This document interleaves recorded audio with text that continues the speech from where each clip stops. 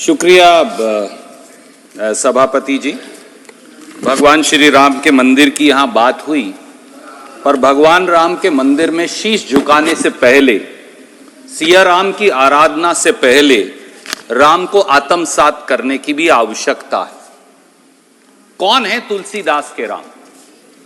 कौन है कबीर और रहीम के राम? कैसे हैं गांधी के राम? क्या है जन जन के राम?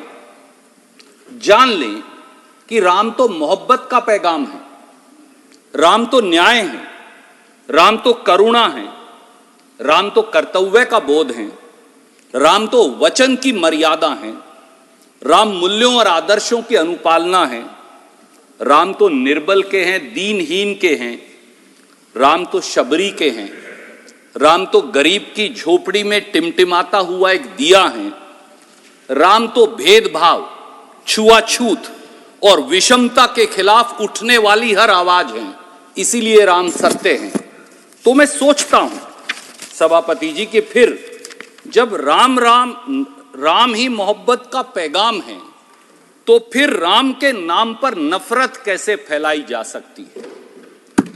जब राम वचन की मर्यादा के लिए 14 साल का वनवास है, तो फिर हुक्मरान रोज वचन तोड़ सत्ता का भोग कैसे कर पाते हैं? जब राम न्याय के प्रतीक हैं, तो फिर समाज के मठाधीश राम के नाम पर शोषित और वंचितों के खिलाफ चौतरफा अन्याय कैसे कर सकते हैं? जब राम संयम और सहिष्णुता हैं, तो फिर सत्ताधारी शक्तियां विभाजन और हिंसा के रास्ते पर क्यों चल रही हैं?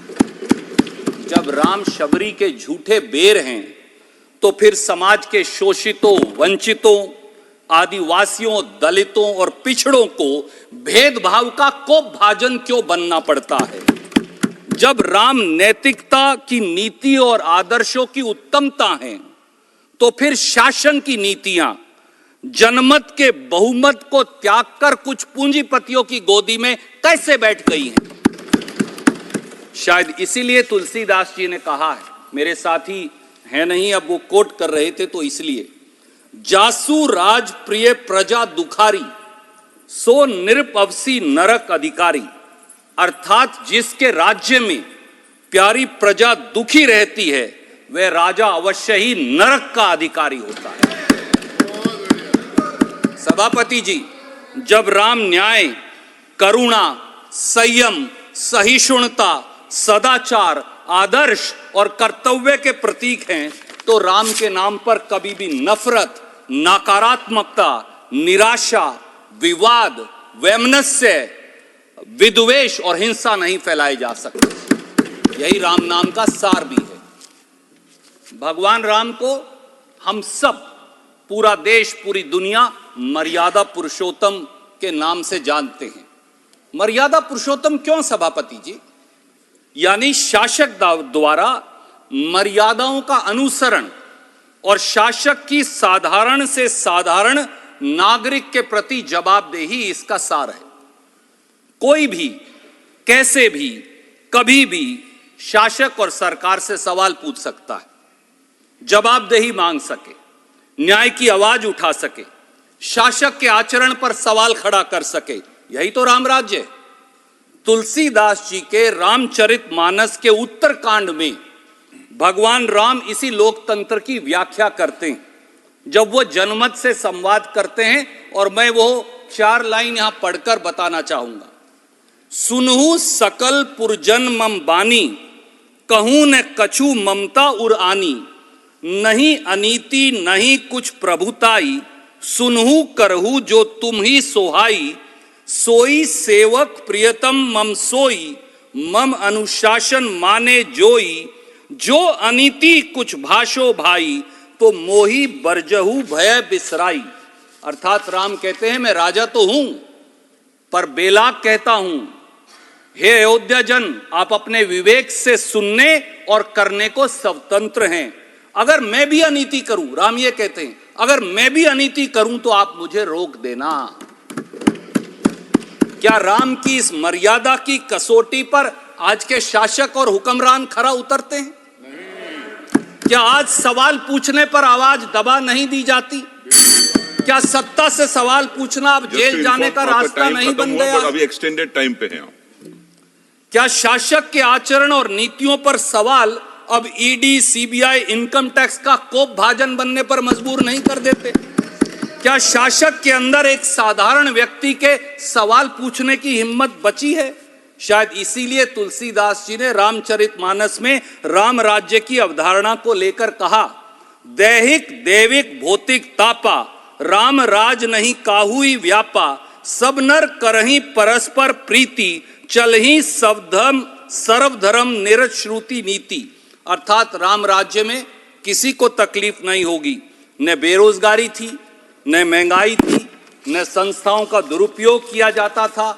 इतना ही नहीं, सभी धर्मों के लोग परस्पर सद्भाव से रहते थे। क्या वर्तमान सत्ता और उसके शासक इस सद्भाव और सदाचार पर खरे उतरते हैं? मैं ये उनके विवेक पर छोड़ता हूं। सभापति जी, महात्मा गांधी भगवान राम के सबसे बड़े उपासकों में से एक थे। उनके प्रिय भजन रघुपति राघव राजा राम, ईश्वर अल्लाह तेरे नाम, सबको सन्मति दे भगवान, ये आवाज आज भी हमारे कानों में गूंजती है। 1929 में उन्होंने पत्रिका यंग इंडिया में लिखा था, एंड आई कोट, राम राज्य का प्राचीन आदर्श निसंदेह सच्चे लोकतंत्र में से एक है, जिसमें सबसे कमजोर नागरिक बिना किसी कानूनी कार्यवाही के त्वरित न्याय के लिए प्रति आश्वस्त हो सकता है। क्या आज का शासन महात्मा गांधी की राम राज्य की इस परिकल्पना पर खरा उतरता है? मैं ये उनके विवेक पर छोड़ता हूं। सभापति जी, उत्तर भारत, खास तौर से हरियाणा में जब हम एक दूसरे को मिलते हैं तो राम राम कहते हैं। लक्ष्मण जी भी कह रहे थे। इस 2 बार राम के उच्चारण का मतलब क्या है? एक राम वो है जो वचन की मर्यादा के लिए महलों को त्याग कर 14 साल वनवास में चले गए थे, और एक राम वो है अयोध्यापति जो न्याय और प्रेम के प्रतीक हैं। इसीलिए कबीर जी ने कहा था, मैं कॉन्क्लूड कर रहा हूं, उन्होंने कहा था, मोको कहां ढूंढे बंदे, मैं तो तेरे पास में, न तीरथ में, न मूरत में, न एकांत निवास में, न मंदिर में, न मस्जिद में, न काबे कैलाश में, ना मैं जप में, ना तप में, ना मैं व्रत उपवास में, ना मैं क्रियाक्रम में रहता, ना ही योग संन्यास में, नहीं प्राण में, नहीं पिंड में, ना ब्रह्मांड आकाश में, ना मैं त्रिकुटी भंवर में, सब श्वासों के श्वास में, खोजी हुए तुरंत मिल जाऊं एक पल की तलाश में। मेरी पार्टी ने सदैव कहा कि जो निर्णय सुप्रीम कोर्ट से आए उसे सब देशवासी स्वीकारें। सुप्रीम कोर्ट के 9 नवंबर 2019 के निर्णय के अनुसार श्री राम मंदिर का निर्माण हुआ है, इसका सह सम्मान है। पर यह भी जान लें कि राम प्रेम है, न्याय है, सहिष्णुता है, सदाचार है, आदर्श हैं। अगर ये सब हैं, पर राम नाम और राम दलगत राजनीति का विषय नहीं हो सकते। राम नाम को राजनीतिक वोट के लिए इस्तेमाल करना पाप है। राम के नाम पर नफरत फैलाना महापाप है, और राम के नाम पर हिंसा नरक का रास्ता है। इसलिए अब भी अगर आप नहीं बदले तो भगवान राम आपको कभी माफ नहीं करेंगे। जय सिया राम।